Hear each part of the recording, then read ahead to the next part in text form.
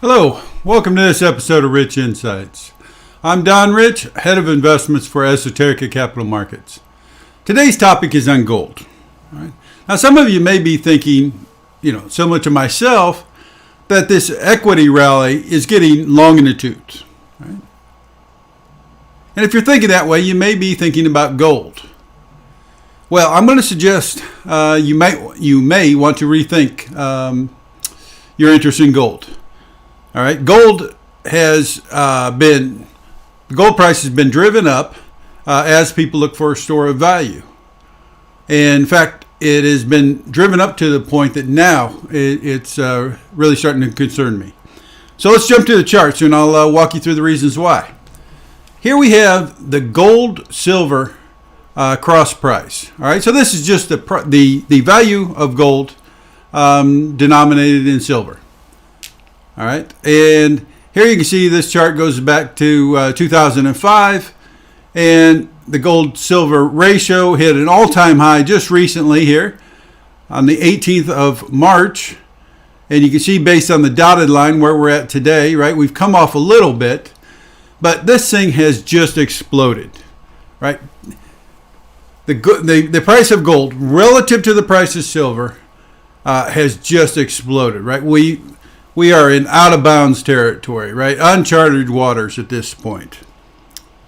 So, the first thing you might want to think about is if you're looking for a store of value, is you think about silver relative to gold. Or you might even want to think about a pairs trade, right? In terms of being long silver and short gold.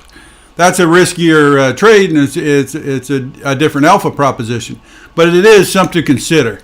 Because again, the previous high levels that we witnessed were recently just shattered completely. We're talking about near 20+% higher than we've ever seen in recent history here. All right, so gold relative to silver is very highly priced. Let's go on to the next one here. This is gold, the price of gold in euros. All right.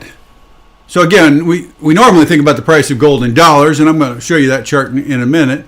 But we could also look at the price of gold in euros, and we're going to look at the price of gold in yen. We can look at the price of gold in silver. Right. We can use a lot of different numerators or denominators to assess the richness or cheapness of gold. So again, back to the charts here. We're looking at the price of gold in euros.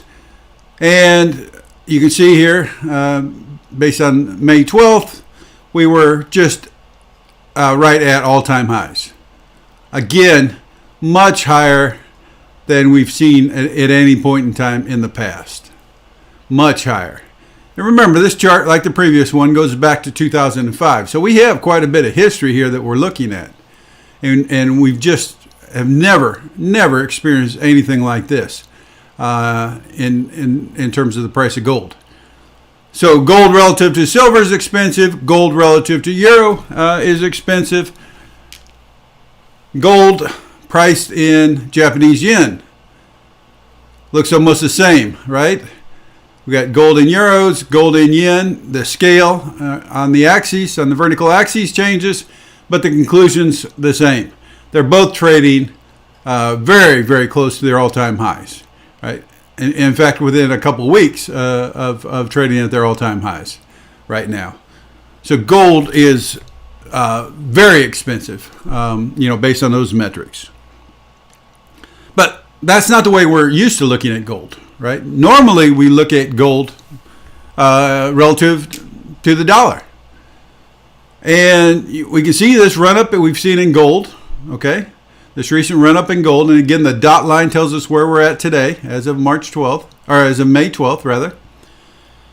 And we're not quite at all-time highs. All right, back in 2011, I guess it was, we got up above 1,900. I believe it was 1,920 an ounce for the price of gold at that time. So we're within about 12% of the all-time highs. All right, within about 12%. So even just looking at gold, relative to its own history in dollar terms, is expensive, but unlike the other three cases, is not at all-time highs. So what conclusions do we draw from this? Well, I think, gold is one of those assets that is very difficult to value in the traditional sense, right? Because it has what's called intrinsic value to it.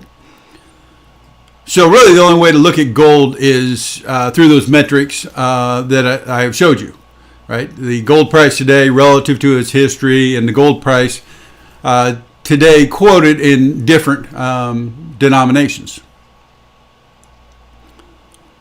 And by all of those metrics, again, the conclusion is gold is expensive. So if you're thinking about hedges, gold is no longer nearly as attractive as it was at the start of the coronavirus. Now, that may lead you to some of the other precious metals, perhaps, silver being one of those, to think about as a hedging instrument. The issue I have with the other hedges, with the other precious metals, is they're more industrial metals, right? They have an industrial purpose to them. And then you've got the macro backdrop playing with the price as well, driving the price as well. And so to me, that's always, it's less clear. It's generally less effective as a hedge. Now, certainly silver is probably a much less crowded trade, and it appears to offer far more attractive entry prices than gold does. But you'd have to weigh that against the likelihood that it would be a less effective hedge. So you say, well, fat man, what's the alternative? If you don't like precious metals, if gold's ridiculously priced, what's the alternative? Well, I'm going to get a lot of pushback for this one, but I think the alternative is going to surprise you. Let's go to the charts here. This is the cross price of stocks to bonds. Yeah, that's right. I think the most attractive hedge today is actually the bond market. Again, I told you I'm going to receive a lot of pushback for this. A lot of people are going to disagree with this, but let me walk you through it. All right. So again, we're looking at a same type of metric that we examined before, and gold price denominated in the different units. So here all we're doing is taking the stock market valuation in total and looking at its price relative to the bond market. And again, this is the entire Treasury bond curve. All right. So it takes all Treasury bonds into account. Now, this index was indexed to 1 on January 1st, 1988. And we can see over time, equities got bid up going into the dot-com bubble, and then they crashed, or bonds outperformed. They got bid up going into the Great Recession, and then, of course, they crashed again. We had the bond outperformance. Now, since then, of course, we've reached new all-time highs. New all-time highs, right? This chart actually looks a lot like the Buffett valuation chart, right? The regular viewers will remember that about once a month or certainly once a quarter, we look at that Buffett valuation metric. That shows us the value of Wall Street relative to the value of Main Street. And just recently, we were at all-time highs, far more expensive than we were during the dot-com bubble even, as hard as that is to believe. Well, folks, we're seeing the same thing again today. Look at valuations today, stock bond market valuations today relative to the dot-com bubble. Again, off the charts. So this thing peaked 2 days before the coronavirus started, or 2 days before it infected equity markets. You can see here on February 18th. And it's come off a little bit since then. Right? Equities have come down and bonds have gone up. And so we can see by this dotted black line where we're at today, it has come off a little bit.